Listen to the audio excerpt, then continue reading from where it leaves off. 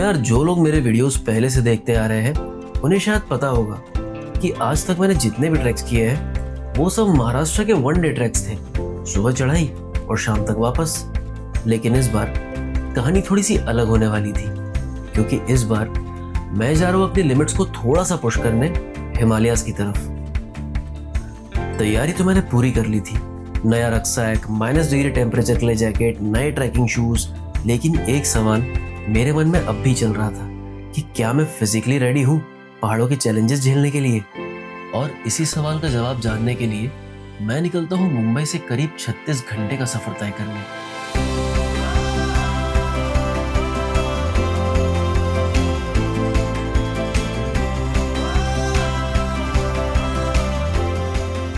और पहुंचता हूँ देहरादून।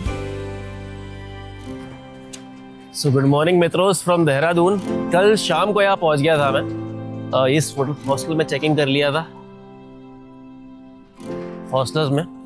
अब मैं जा रहा हूँ अपनी पिकअप वैन पकड़ने के लिए। पिकअप तो क्या ही हो गई, वो मुझे ही जाना पड़ रहा है उस तक के, क्योंकि आज हम जा रहे हैं देहरादून से सांकरी, और सांकरी से हमारा ऑफिशियल ट्रैक चालू होगा। शायद वहाँ से भी नहीं होगा, वहाँ से भी आगे किसी गाँव में जाना पड़ता है, एक टेम्पो ट्रैवलर टाइप की गाड़ियों में बैठकर, फिर वहाँ से ऑफिशियल ट्रैक चालू होता है। चलो फिर।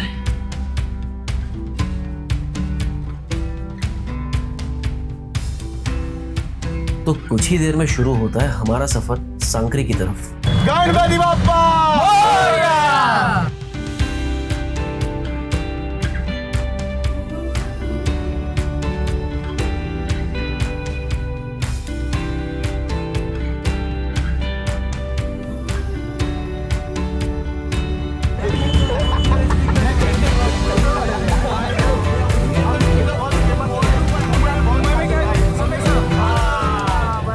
और देखते ही देखते हम शहर से पहाड़ों में एंटर हो जाते हैं।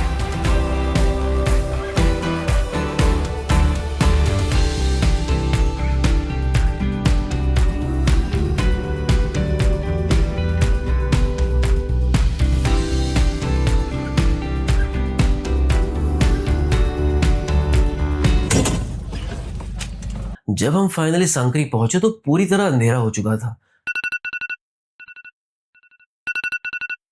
बट नेक्स्ट सुबह जब मैं उठा और मैंने अपने रूम से बाहर का नजारा देखा तो वो कुछ इस प्रकार था।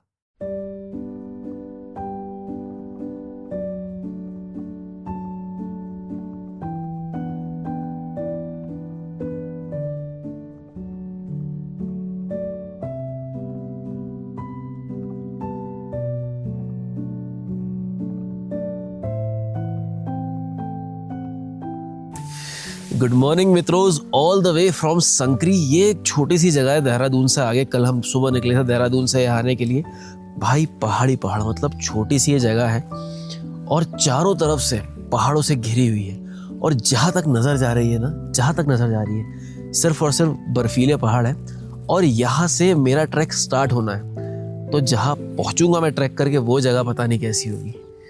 यार हम सिटी वालों के लिए ना थोड़ा सा भी मतलब बर्फ़ के पहाड़ ये सब अगर हम देख लें, और स्पेशली अगर पहली बार देख रहे हो, तब तो बहुत बड़ी बात हो जाती है। तो भाई अभी जहाँ मैं खड़ा और जो मैं देख पा रहा हूँ, नेक्स्ट लेवल नज़ारे हैं, मज़े आ गए।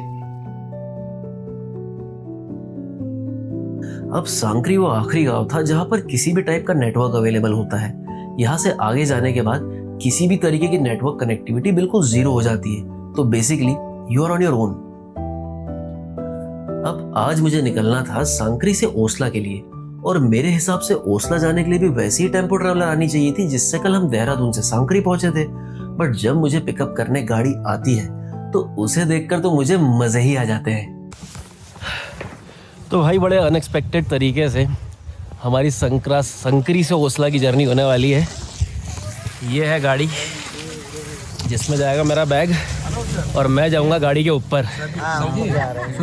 सुनाइए। और फिर शुरू होता है एक ऐसा सफर जो इस ट्रिप के एक्सपीरियंस को नेक्स्ट लेवल पर ले जाने वाला था।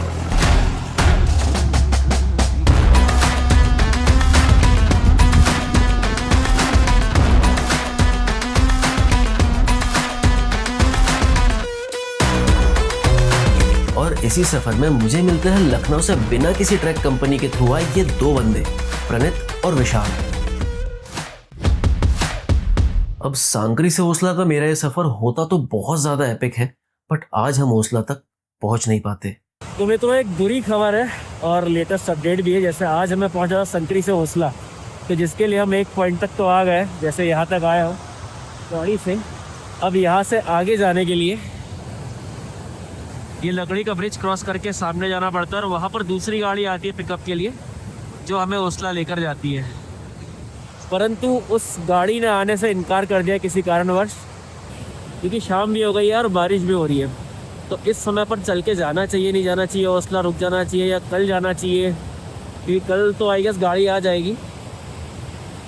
तो कल जाए कि आज जाए, इसी कश्मकश में हम इस वक्त हैं। तो हमारे साथ वाले तो कुछ पहाड़ी मुसाफिर, उन्होंने डिसाइड किया कि वो ट्रैक करके आज ही चले जाएंगे।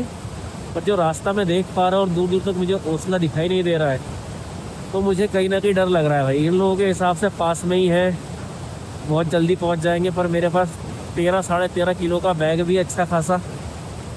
तो वही यार थोड़ा कन्फ्यूजन है कि आगे जाना है कि यहीं रुकना है आज रात को।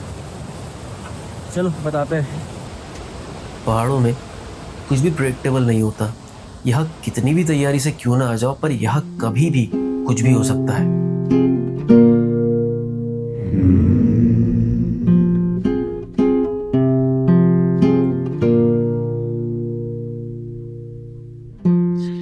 तो यार कायदे से तो आज हमें ओसला में होना चाहिए था प्लान के मुताबिक, पर कल हमारे साथ एक दुर्घटना घट गई। और अभी जिस जगह पर मैं, उस जगह का नाम है घानगढ़, और तो मेरा जो स्टे था वो ओसला में था और घानगढ़ में रहने का कोई जुगाड़ नहीं। घनघाट हाँ, घनगढ़ हाँ। तो ऐसी स्थिति में भैया हम फंस गए थे कल। तो हमारे रेस्क्यू के लिए आते हैं, हमारी जर्नी में तब एंट्री होती है हमारे कैलाश भाई की। कैलाश भाई आ जाइए, बैठिए।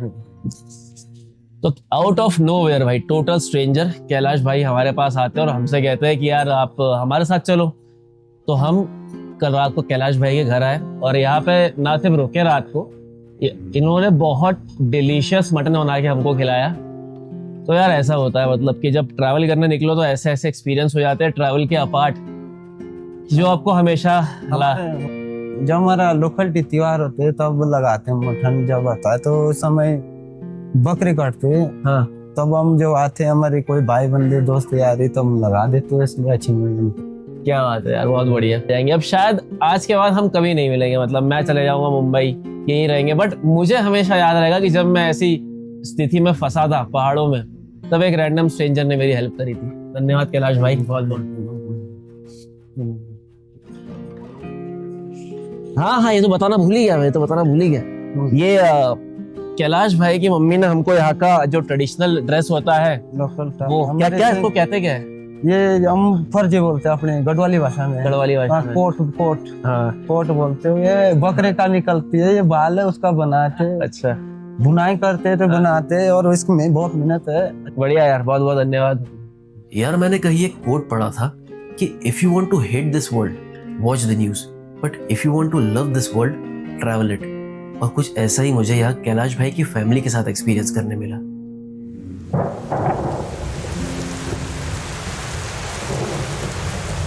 जिस तरीके की बारिश आज हो रही थी, मुझे आज भी अपना ओसला जाने का प्लान फेल होते दिखाई दे रहा था।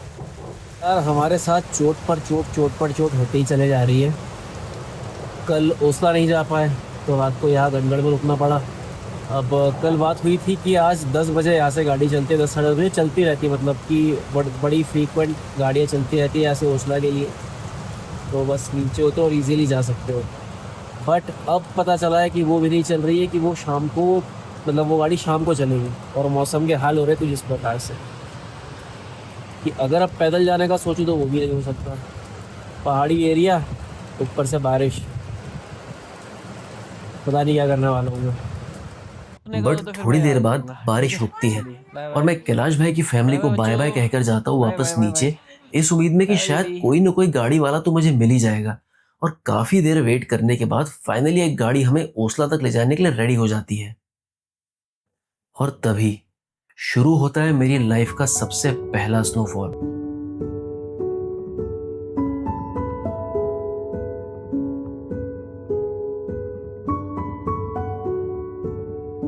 इस स्नोफॉल को देखकर हम सबकी खुशी नेक्स्ट लेवल पहुंच चुकी थी, बट ये खुशी ज्यादा देर तक टिकती नहीं है।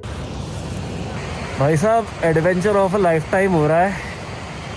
हम लोग निकले थे नीचे गनगाड़ से ओसला के लिए, गाड़ी में बड़े मशक्क़त के बाद गाड़ी मिली इन द फर्स्ट प्लेस, और वो गाड़ी थोड़े आगे चलने के बाद ख़राब हो गई है।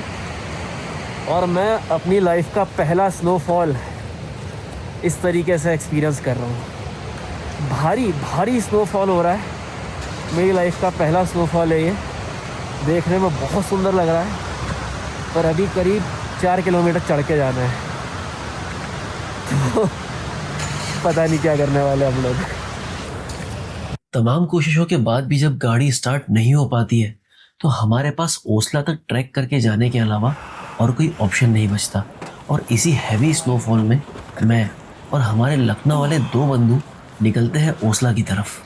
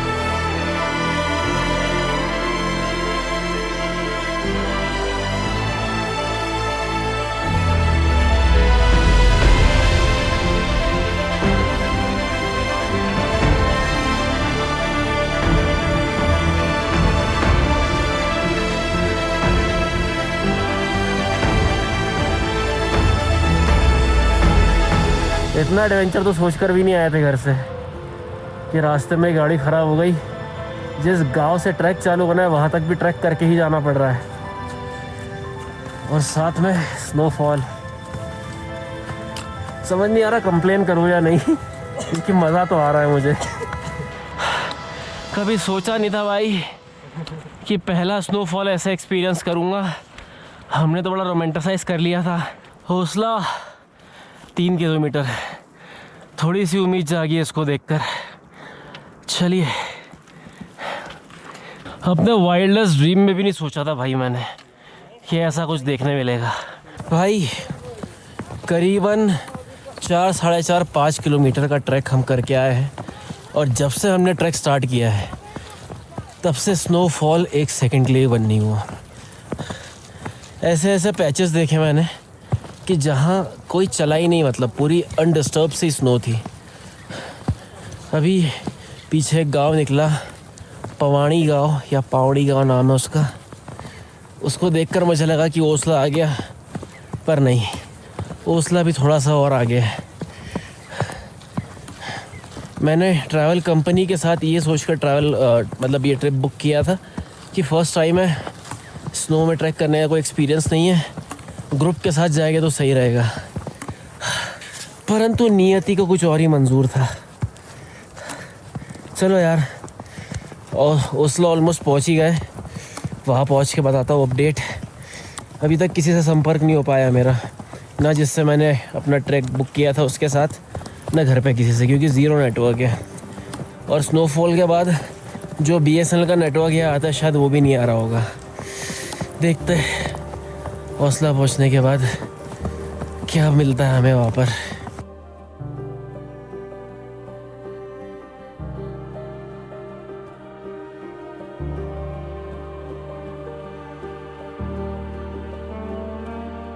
Finally we made it, Osla पहुँच गए भाई। और यहाँ से नज़ारे देखो, उन रास्तों को देखो जहाँ से हम चल कर आए हैं।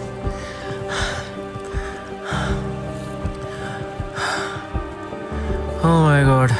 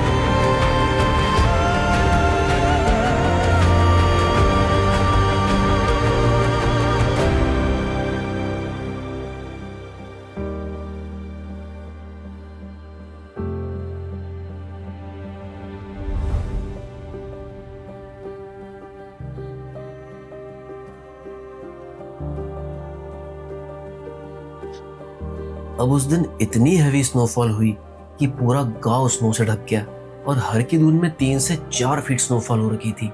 अब ऐसी हालत में हमारा ट्रैक तो पॉसिबल नहीं हो पाता है, बट जिन रास्तों से होकर मैं ओसला तक पहुंचा और जिस रूप में मैंने ओसला को देखा, वो अपने आप में किसी एडवेंचर से कम नहीं था।